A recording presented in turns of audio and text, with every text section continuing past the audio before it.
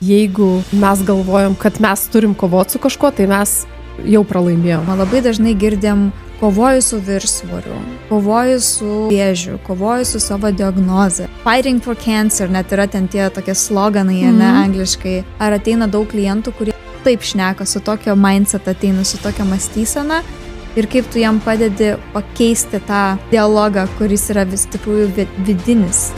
Ir jis yra labai labai stiprus ir labai daug lemia. Labai daug ateina tokių klientų ir pirmas pasakymas tai ir būna toksai, kad aš kovoju tiek metų ir man neišeina. Mano atsakymas visą laiką vienas. Jeigu mes galvojam, kad mes turim kovoti su kažkuo, tai mes jau pralaimėjom. Nereikia su nieko kovoti. Organizmas antiek protingas, kaip tik mums reikia jam padėkoti, kad jis siunčia signalus, kur yra blogai. Tada mes turim susigriebti ir kažką daryti dėl to.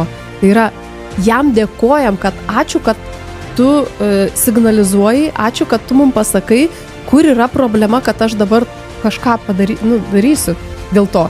O ne tame, kad aš turiu kovoti. Tu jau pralaimėjai, jeigu tu kovoji.